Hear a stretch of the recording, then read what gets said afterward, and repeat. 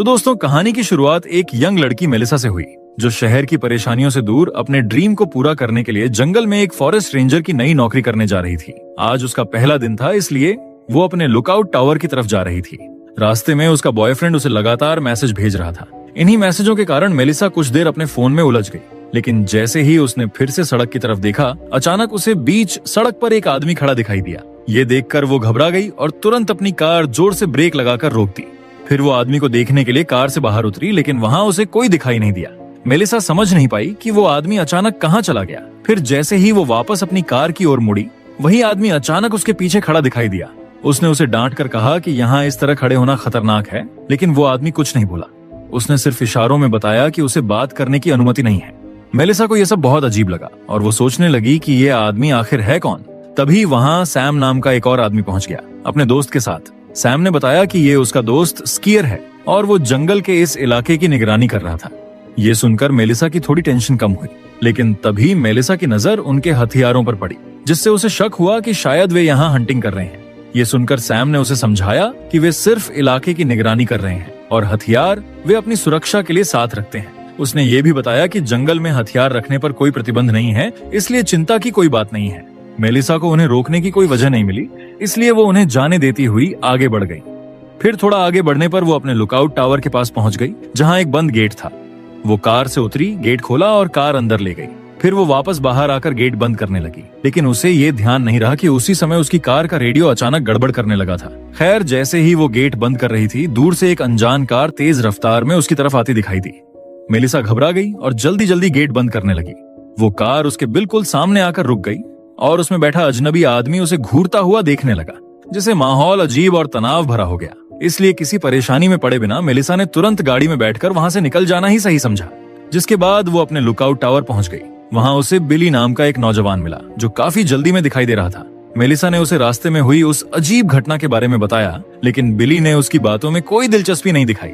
उसने बस इतना कहा कि कैप्टन एजवुड बहानों को पसंद नहीं करते। फिर वो बोला कि ये काम ज्यादा मुश्किल नहीं है और उसके पास यहाँ काफी खाली समय रहेगा। उसने ये भी बताया कि उसने इस इलाके में कई अजीब चीजें देखी हैं। ये सुनकर मेलिसा थोड़ी घबरा गई। बात खत्म होते ही बिली ने जल्दी से कार की चाबी उठाई और बिना समय गवाए वहां से चला गया। बिली के जाने के बाद मेलिसा उत्साहित होकर लुकआउट टावर पर चढ़ गई। वहां उसे कुछ बुनियादी सामान मिला। फिर कुछ देर बाद उसे बोरियत महसूस होने लगी, इसलिए उसने सोचा कि अब सामान अंदर ले जाना चाहिए। जिसके बाद उसने रेडियो से संपर्क करने की कोशिश की, लेकिन रेडियो काम नहीं कर रहा था क्योंकि जनरेटर बंद था। इसलिए वो तुरंत नीचे उतरी और जनरेटर चालू की। तभी समय देखकर उसे एहसास हुआ कि वो अपनी रिपोर्ट देने में देर कर चुकी है। काफी कोशिश के बाद जब उसने रेडियो पर संपर्क किया, तो उसके बॉस ने पहले ही दिन देर होने पर नाराजगी जताई। मेलिसा कारण बताने की कोशिश करती रही, लेकिन जैसा बिली ने कहा था, बॉस ने उसके किसी भी बहाने पर विश्वास नहीं किया और उसे अधिक जिम्मेदार बनने की सलाह दे दी। इसके बाद मेलिसा दूरबीन से जंगल की निगरानी कर रही थी ताकि अपनी रिपोर्ट लिख सके। तभी अचानक एक पक्षी उड़ते हुए कांच से टकराया और नीचे गिर गया। ये देखकर वो चौंक गई। फिर मेलिसा ने दिन की रिपोर्ट पूरी की और रेडियो बंद कर दी। पहले ही दिन इतनी परेशानियां होने से वो थोड़ा निराश हुई, लेकिन उसने हिम्मत नहीं हारी। वो नीचे उतरी और पक्षी को दफनाने से पहले उसकी एक फोटो खींची। फिर शाम होते होते उसने दिन की आखिरी रिपोर्ट भेजी और कुछ देर ऊंचाई से जंगल का खूबसूरत नजारा देखती रही। वहां की शांति उसे थोड़ी राहत दे रही थी। फिर रात में जब वो खाना बना रही थी, तभी उसे रेडियो पर किसी और रेंजर की आवाजें सुनाई दी। मेलिसा तुरंत रेडियो के पास गई और उसे संपर्क किया। वो रेंजर एक दूसरे स्टेशन पर काम कर रहा था। उसने बताया कि वो काफी समय से वहां तैनात है और बिली के साथ भी 1 महीने तक बात करता रहा है। मेलिसा ने सोचा कि उसे अब तक घर चले जाना चाहिए था, पर रेंजर ने बताया कि उसने 3 लगातार शिफ्ट ले ली हैं और अब 2 महीने और यहीं रहेगा, क्योंकि उसे ये काम बहुत पसंद है। उसने ये भी कहा कि पहले लोग फॉरेस्ट रेंजर बनना चाहते थे, लेकिन अब ऐसे काम के लिए लोग बहुत कम मिलते हैं। जब मेलिसा ने बताया कि वो भी यहाँ अपनी मर्जी से आई है, तो रेंजर खुश हो गया। फिर उसने कहा कि यहाँ 2 तरह के लोग आते हैं, कुछ जो अपनी जिंदगी में कुछ ढूंढ रहे होते हैं और कुछ जो अपनी परेशानियों से भागकर यहाँ आते हैं। उसने मेलिसा से पूछा कि वो यहाँ किस वजह से आई है, लेकिन मेलिसा जवाब देती उससे पहले ही उसने बातचीत अगले दिन के लिए टाल दी और उसे गुड नाइट कहकर रेडियो बंद कर दी। जिसके बाद मेलिसा ने हेडफोन्स लगाए और सोने की कोशिश करने लगी। तभी अचानक हमें टावर के पास आसमान से एक चमकीली चीज गिरती हुई नजर आई। खैर, अगली सुबह मेलिसा ने थोड़ी देर कसरत की और फिर नहाने के लिए बाहर चली गई। तभी उसे महसूस हुआ कि कोई दूर से उसे देख रहा है। असहज होकर वो तुरंत टावर की तरफ लौट आई। वास्तव में दूर झाड़ियों के पीछे से स्कीर उसे देख रहा था, लेकिन मेलिसा को वो नजर नहीं आया। वो तुरंत ऊपर गई और दूरबीन से जंगल का निरीक्षण करने लगी, मगर वहां उसे कोई दिखाई नहीं दिया। इसलिए मेलिसा ने इसे नजरअंदाज किया और अपनी रिपोर्ट भेजकर थोड़ा घूमने निकल पड़ी। चलते चलते उसे रास्ते में जमीन पर एक खतरनाक जाल दिखाई दिया। उसने एक लकड़ी की मदद से उसे सावधानी से निष्क्रिय किया और फिर बिना रुके आगे बढ़ती रही। आगे जाकर उसे एक अजीब चीज मिली, जैसे किसी जानवर की उतरी हुई खाल, और उस पर नीले रंग का खून लगा था। इसे देखकर वो हैरान रह गई। तभी पास से कुछ आवाजें आईं और उसका ध्यान उस तरफ चला गया जहां उसे एक फेंका हुआ स्पीकर और उसके पास एक टेंट दिखाई दिया। उसने स्पीकर बंद किया और टेंट के अंदर झांक कर देखा, जहां उसे कोई दिखाई नहीं दिया। फिर वो वापस जाने ही वाली थी कि अचानक उसके सामने एक औरत खड़ी दिखाई दी। उस औरत की टांगों पर गहरी जलने के निशान थे और वो बहुत अजीब आवाज में बड़बड़ा रही थी। मेलिसा समझ गई कि वो घायल है और उसे मदद की जरूरत है। वो उसे सहारा देकर धीरे धीरे अपने लुकआउट टावर की तरफ ले जाने लगी। उस दौरान उसे पता चला कि उस औरत का नाम कॉनली था। फिर जैसे जैसे वे आगे बढ़ते गए, पीछे टेंट के आसपास का जमीन पर जला हुआ बड़ा इलाका दिखाई देने लगा। टावर पहुंचकर मेलिसा ने कॉनली को सीढ़ियों पर बैठा दिया, क्योंकि वो लगातार डर और घबराहट में कुछ उलझी उलझी बातें कर रही थी।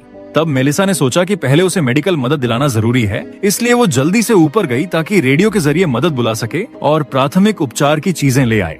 पर सीढ़ियां चढ़ते समय उसका सोलर पैनल गलती से गिरकर नीचे टूट गया, लेकिन मेलिसा ने खुद को शांत रखा और मदद बुलाने पर ध्यान केंद्रित किया। उसने रेडियो पर पूरी स्थिति बताई और रेस्क्यू टीम भेजने की रिक्वेस्ट की। जवाब में बताया गया कि कैप्टन एजवुड पास में ही गश्त कर रहे हैं और जल्द वहां पहुंच जाएंगे।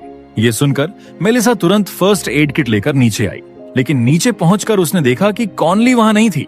उसने इधर उधर देखा तो कॉनली थोड़ी दूर खड़ी जंगल की ओर घूर रही थी। मेलिसा उसके पास गई और समझने की कोशिश की कि उसे क्या हुआ है। कॉनली अब भी कुछ नहीं बोल रही थी, लेकिन उसके चेहरे पर फैला डर साफ बता रहा था कि जैसे कोई बड़ी मुसीबत उन पर आने वाली हो। दूसरी ओर कैप्टन एजवुड अपनी टीम के साथ गश्त कर रहा था। तभी उसे कॉनली के रेस्क्यू की सूचना मिली। उसे ये सब पसंद नहीं आया, लेकिन वो अपना फर्ज निभाने के लिए मजबूर था। अनमने मन से उसने मेलिसा की मदद करने का फैसला किया और लुकआउट टावर की तरफ बढ़ने लगा, जिसके बाद एजवुड टावर पहुंचा। मेलिसा ने तुरंत उसे कॉनली की जली हुई टांगों और उसकी खराब हालत के बारे में बताया। एक रेंजर कॉनली को गाड़ी तक ले गया, जबकि एजवुड गुस्से में मेलिसा के पास आया। उसने मेलिसा को सख्त लहजे में याद दिलाया कि उसकी असली ड्यूटी टावर में रहकर जंगल में फायर वॉच करना है, ना कि इधर उधर जंगल में घूमना। फिर जाने से पहले उसने मेलिसा को आदेश दिया कि अगली रिपोर्ट से पहले सोलर पैनल ठीक कर दे। इन सब घटनाओं की वजह से मेलिसा मानसिक रूप से काफी थक गई थी। वो कुछ देर आराम करने के लिए लेट गई और कब उसे नींद आ गई उसे खुद भी पता नहीं चला। जब उसकी आंख खुली तो उसे एहसास हुआ कि वो फिर से रिपोर्ट भेजने में देर कर चुकी थी। फिर भी उसने अपनी ड्यूटी के प्रति जिम्मेदारी दिखाते हुए तुरंत रिपोर्ट भेज दी, लेकिन उसके मन में ये डर था कि इस बार उसे सजा जरूर मिलेगी। सौभाग्य से उस समय दूसरी तरफ से एक दूसरा रेंजर मिला। उसने मेलिसा को चिंतित न होने के लिए कहा और उसे भरोसा दिलाया कि सब ठीक रहेगा। जिसके बाद मेलिसा नीचे गई और जनरेटर फिर से चालू की। वापस ऊपर आने पर उसे जमीन पर एक बैग पड़ा दिखाई दिया। जिज्ञासा के कारण उसने बैग उठाया और खोल कर देखा। उसके अंदर अलग अलग तरह के कई पत्थर थे। फिर रात में उसने एक मैगजीन में उन पत्थरों के बारे में जानकारी देखने की कोशिश की और कॉनली की कही बातों के बारे में भी सोचती रही। तभी रॉय की कॉल आई। उसे पूरी घटना की खबर मिल चुकी थी। उसने मेलिसा को हिम्मत दी और कहा कि अगर वो समय पर मदद नहीं करती तो शायद कॉनली बच नहीं पाती। रॉय की बातों से मेलिसा को थोड़ी राहत मिली और उसे लगा कि कम से कम उसने अपना काम सही रूप से पूरा किया है। इसी बीच दूर आसमान में एक बड़ा तूफान बनता दिख रहा था। दूसरी तरफ स्कीर भी जंगल में इधर उधर घूमता नजर आया। वो जमीन पर कुछ खोज रहा था और तभी उसे एक चमकीला पत्थर मिला, बिल्कुल वैसा ही जैसा मेलिसा को बैग में मिला था। और वही मेलिसा ने अभी अभी रॉय से बात खत्म की ही थी कि अचानक लाइट चली गई। उसने सोचा कि इतनी थकान के बाद आज जल्दी सो जाना ही ठीक रहेगा। फिर उसने हेडफोन्स लगाए, लेकिन तभी उसका फोन बंद हो गया। उसी समय बिना छुए रेडियो अपने आप चालू हो गया। मेलिसा को यह बहुत अजीब लगा और वो सावधानी से रेडियो के पास गई। उसने माइक्रोफोन उठाकर पूछा कि कोई लाइन पर है या नहीं, लेकिन कोई जवाब नहीं मिला। जैसे ही वो पीछे हटने लगी, अचानक फ्रीक्वेंसी अपने आप बदलने लगी और रेडियो से एक बेहद डरावनी आवाज गूंजने लगी। ये सुनकर मेलिसा डरी सहमी रह गई। फिर अगली सुबह वो पहले जैसा उत्साह महसूस नहीं कर रही थी, लेकिन फिर भी उसने अपनी जिम्मेदारी निभाना जारी रखा। हालांकि एजवुड ने उसे टावर में रहने को कहा था, फिर भी मेलिसा ने उस आदेश को नजरअंदाज किया और कैंप की जांच करने का फैसला किया। उसने अपना बैग तैयार किया और टावर से नीचे उतरकर जंगल की ओर चल दी। जब वो उस जले हुए कैंप तक पहुंची तो उसने वहां की तस्वीरें खींचनी शुरू कर दी। तभी वहां एक कैंपर आ गया और उससे बात करने लगा। वो जानना चाहता था कि यहाँ आखिर क्या हुआ होगा। मेलिसा के पास कोई पक्का जवाब नहीं था। वो सिर्फ इतना कह सकी कि शायद किसी जानवर का हमला हुआ होगा, कैंपर ने पूछा कि क्या उसे चिंता करनी चाहिए क्योंकि उसका कैंप यहीं पास में था। मेलिसा ने मन ही मन समझ लिया कि ये किसी बेयर का काम बिल्कुल नहीं था, ये कुछ और था और ज्यादा खतरनाक। लेकिन मेलिसा का अब बात करने का मन नहीं था, इसलिए वो चुप होकर अपने काम में लग गई। कैंपर ने उसकी चुप्पी को समझ लिया और अपने कैंप की ओर लौट गया। जाने से पहले उसने सावधानी बरतने की सलाह दी। उसकी ये बात सुनकर मेलिसा थोड़ा सतर्क हो गई और एहतियात के तौर पर उसकी भी एक फोटो खींच ली। फिर उस रात मेलिसा टॉवर की बालकनी पर बैठकर दूर घने जंगल की ओर देखती रही। उसे नींद नहीं आ रही थी, इसलिए उसने समय बिताने के लिए रॉय से रेडियो पर बात करना शुरू किया। रॉय ने फिर से ये समझने की कोशिश की कि मेलिसा अपनी जिंदगी में किस चीज से भाग रही थी। उसे महसूस हुआ कि वो बहुत निजी बात पूछ रहा है, लेकिन उसने बताया कि उसकी पत्नी मनोचिकित्सक थी, इसलिए उसे इंसानों की भावनाएं समझने का थोड़ा अनुभव हो गया था। बात करते करते मेलिसा को पता चला कि रॉय की पत्नी का हाल ही में निधन हो गया था। ये सुनकर मेलिसा दुखी हो गई, लेकिन रॉय ने कहा कि जब वो इस टॉवर से पेड़ों और पहाड़ों को देखता था तो उसे अपनी पत्नी की सिर्फ अच्छी यादें ही याद आती थीं। रॉय की बातें सुनकर मेलिसा को उससे अपनापन महसूस होने लगा, इसलिए उसने अपने दिल की बात बतानी शुरू की। उसने बताया कि वो यहाँ इसलिए आई थी ताकि अपनी जिंदगी में कुछ नया अर्थ ढूंढ सके। वो अपनी पुरानी जिंदगी में बिल्कुल खुश नहीं थी और उसे लगा था कि इस जगह पर रहकर वो खुद को ठीक कर पाएगी। उसे ये भी एहसास था कि वो अपनी परेशानियों से भाग रही थी, लेकिन रॉय ने उसे हिम्मत दी कि वो अपने डर का सामना करे और अपने लिए वही काम करे जिससे उसे सच्ची खुशी मिल सके। फिर अगले दिन की सुबह मेलिसा ने रोज की तरह अपनी ड्यूटी पूरी की और फिर जल्दी से जंगल की ओर निकल पड़ी। वही रहस्यमयी आदमी जिसे उसने पहले देखा था, वो भी उसी जंगल में घूमता नजर आया। खैर, जंगल में आगे बढ़ते हुए मेलिसा को अचानक एक डरावनी आवाज सुनाई देने लगी। वो आवाज लगातार तेज होती गई, जिसके कारण मेलिसा डर कर भागने लगी, लेकिन भागते समय उसका पैर एक छिपे हुए जाल में फंस गया। वो खुद को छुड़ाने की कोशिश करती रही, पर पैर में तेज दर्द होने लगा और उसका डर और बढ़ गया, क्योंकि वही भयानक आवाज फिर से आसपास गूंजने लगी थी। तभी वही रहस्यमय आदमी वहां आ पहुंचा और उसने मेलिसा को जाल से निकलने में मदद की। हालांकि उसने उसे बाहर निकाल दिया, लेकिन मेलिसा अब भी उस पर भरोसा नहीं कर पा रही थी। दर्द के कारण वो मुश्किल से खड़ी हो पाई और सोचने लगी कि शायद वो अब चल नहीं सकेगी। ये समझकर आदमी ने तुरंत उसे टॉवर तक छोड़ने की बात कही, लेकिन ये सुनकर मेलिसा चौंक गई, क्योंकि उसने उसे कभी अपने लुकआउट टॉवर के बारे में बताया ही नहीं था। आदमी ने दावा किया कि मेलिसा ने ही पहले बताया था, लेकिन मेलिसा को अब उसकी हर बात अजीब लगने लगी। ये सोचकर वो धीरे धीरे पीछे हटने लगी और उसने साफ कर दिया कि अब उसे किसी मदद की जरूरत नहीं है। वो उसका भरोसा जीतने की लाख कोशिश कर रहा था, लेकिन मेलिसा सतर्क रहती हुई उससे दूर जाने लगी। अचानक वो आदमी गुस्से में आ गया और जोर देकर कहा कि उसे हर हालत में मेलिसा को वापस ले जाना होगा। ये सुनते ही मेलिसा डर गई, लेकिन उसने तुरंत हिम्मत जुटाई और अपना बेयर स्प्रे निकालकर उसकी ओर तान दी। आदमी ने उसका ये कदम गलत बताया और गुस्से में कहा कि मेलिसा के पास ऐसी चीज है जो उसी की है। उसने चेतावनी दी कि वो चीज लेकर ही रहेगा, चाहे मेलिसा उसकी बात माने या ना माने। जैसे ही वो आदमी आगे बढ़ा, मेलिसा ने तुरंत उस पर बेयर स्प्रे मारा, लेकिन उसका कोई असर नहीं हुआ। इससे वो आदमी और भी ज्यादा गुस्से में आ गया। उसने स्प्रे उसके हाथ से छीन लिया और जोर देकर उसे अपने साथ चलने को कहा। इसी दौरान सैम और बक वहां पहुंच गए और स्थिति को समझते ही सैम ने तुरंत मेलिसा को पकड़कर पीछे कर दिया, जबकि बक वहीं खड़ा होकर उस आदमी को रोकने के लिए उसके सामने डट गया। वो आदमी लगातार बक की ओर बढ़ता गया। बक ने बंदूक चलाने की कोशिश की, लेकिन वो निशाना चूक गया। फिर अगले ही पल वो आदमी बक तक पहुंच गया और उसकी गर्दन पकड़ लिया। फिर उसने बक की जेब से एक अजीब सा वस्तु निकाला और उसी क्षण उसने बक को बेरहमी से मार डाला। ये भयावह दृश्य देखकर सैम और मेलिसा घबरा गए और अपनी जान बचाने के लिए तेजी से कार की तरफ भागे। वे तुरंत कार में बैठे और वहां से निकलने की कोशिश करने लगे, लेकिन जैसे ही सैम ने कार स्टार्ट की, वह रहस्यमयी आदमी फिर अचानक प्रकट हो गया और मेलिसा के बिल्कुल पास खड़ा होकर उसे घूरने लगा। इससे पहले कि कार आगे बढ़ पाती, उस आदमी ने अपनी अलौकिक ताकत से कार को पकड़कर रोक लिया। तभी मेलिसा ने तेजी से प्रतिक्रिया दी। उसने सैम का धनुष उठाया और उस आदमी पर निशाना साधा। ये देखकर उस आदमी ने कार छोड़ दी और उन्हें चेतावनी दी कि वो जल्द ही फिर मिलेगा। रास्ते में सैम मेलिसा पर नाराज था, क्योंकि वो पहले ही उसे यहाँ के अजीब और खतरनाक लोगों के बारे में चेतावनी दे चुका था। मेलिसा अभी भी सदमे में थी और समझ नहीं पा रही थी कि वो आदमी आखिर था कौन। सैम ने साफ बताया कि वो कोई नॉर्मल इंसान नहीं था, बल्कि किसी शैतान जैसा प्राणी था। मेलिसा का मन अब और भी बेचैन होने लगा। तभी उसने सैम से पूछा कि स्कीयर कहाँ है। सैम ने कहा कि वे उसी को ढूंढने जा रहे हैं, क्योंकि वो भी उस हमले के दौरान कहीं गायब हो गया था। वे आगे बढ़े और कुछ दूरी पर स्कीर घायल हालत में पड़ा मिला। सैम तुरंत नीचे उतरा और स्कीर की मदद करने के लिए उसके पास गया, जबकि उसने मेलिसा को कार में ही रहने को कहा। लेकिन तभी मेलिसा को वो आदमी वापस आता दिखाई दिया। वो डर गई और सैम को सावधान करने के लिए हॉर्न बजाने लगी, उसने कार स्टार्ट करने की भी कोशिश की, पर कार चालू ही नहीं हुई। जब उसने पीछे मुड़कर देखा तो वो आदमी उसके बिल्कुल पास खड़ा था। उसने कार का दरवाजा झटके से उखाड़ दिया और मेलिसा को पकड़ने ही वाला था कि सैम ने पीछे से उस पर हमला कर दिया और उसे जमीन पर गिरा दिया। सैम ने उसे रोकने की पूरी कोशिश की और दोनों के बीच जोरदार लड़ाई शुरू हो गई। बीच में सैम ने अपनी जेब से वह चमकीला पत्थर निकाला और उसका ध्यान भटकाने के लिए दूर फेंक दिया। पत्थर वहां से गिरते ही वह आदमी कुछ पल के लिए रुक गया, लेकिन सैम ने मौका नहीं छोड़ा और तुरंत उसे पकड़कर उसकी गर्दन दबाने लगा।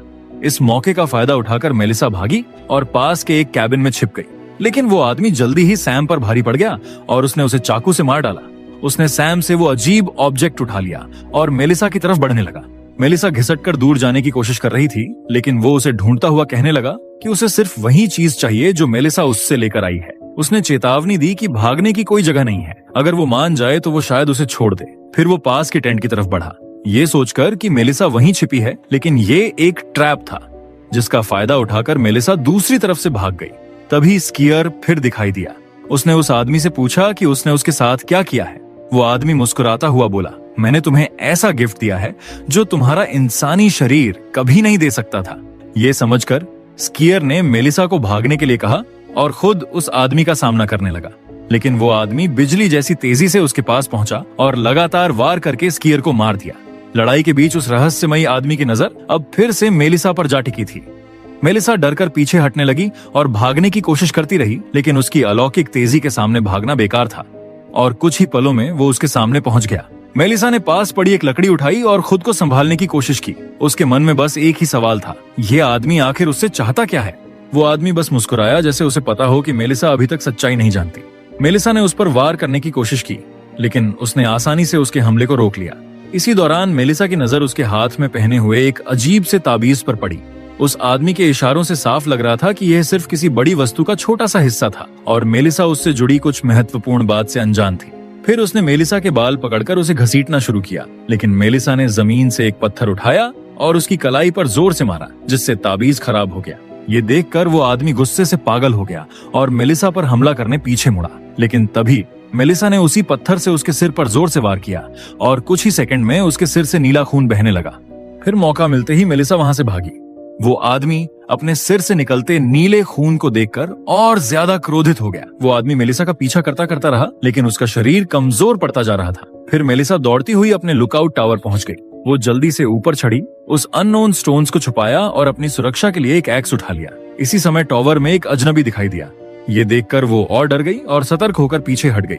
फिर उसे पता चला कि वो अजनबी और कोई नहीं बल्कि वही रॉय था जिससे वो हर रात रेडियो पर बात किया करती थी। लेकिन तुरंत ही वो रहस्यमयी आदमी ऊपर आ गया और रॉय को जोर से धक्का देकर टावर से नीचे फेंक दिया।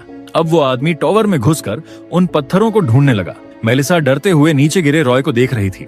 हिम्मत जुटाकर मेलिसा ने फैसला किया कि वो मुकाबला करेगी। उसने बाकी बचे स्टोन्स उठाए और टावर से नीचे फेंक दिए। वो आदमी उन स्टोन्स के पीछे दौड़ पड़ा। मेलिसा भी एक्स लेकर नीचे उतरी और रॉय के पास गई। रॉय अभी जिंदा था, लेकिन बहुत गंभीर रूप से घायल था। उधर वो आदमी घबराकर स्टोन्स ढूंढने लगा, लेकिन उसे एहसास हुआ कि ये तो नॉर्मल पत्थर है।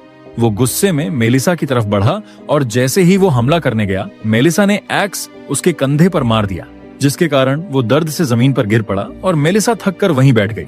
उसी समय हमें पता चलता है कि ये क्रीचर अपनी चेतना किसी भी शरीर में डाल सकता है। तब अचानक रॉय का शरीर अजीब तरह से कांपने और हिलने लगा, मानो वो प्राणी उसे अपने वश में करने की कोशिश कर रहा हो। रॉय को हिलते डुलते देखकर मेलिसा डरकर कार की तरफ भागी।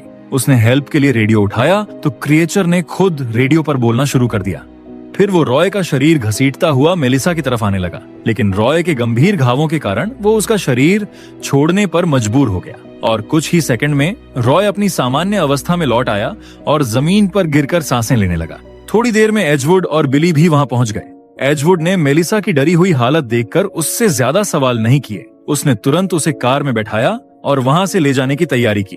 बिली को वहीं छोड़ दिया गया ताकि वो वहां पड़े लाशों और आसपास की स्थिति की जांच कर सके। तब बिली को वहां ब्लैक स्लिम दिखाई दिया और उसने बिना सोचे समझे उसे छू लिया। एजवुड ने मेलिसा से कहा कि वो कार में रहे, जबकि वो टावर से अपना सामान ले आएगा। उसने बिली से कहा कि अब वही मेलिसा की पोस्ट संभालेगा, क्योंकि नए रेंजर्स मिलना मुश्किल है। फिर मेलिसा को लेकर एजवुड चला गया और उधर बिली ने सप्लाई बकेट में स्टोन ढूंढ लिया। अंत में हमें पता चलता है कि वो क्रीचर अब बिली के शरीर में घुस चुका है और इसी के साथ ये कहानी यही खत्म होती है। अगर आपको एक्सप्लेनेशन अच्छा लगा हो तो वीडियो को लाइक और कमेंट जरूर करें। ऐसी ही और मजेदार और अनोखी कहानियों के लिए चैनल को सब्सक्राइब करना ना भूलें।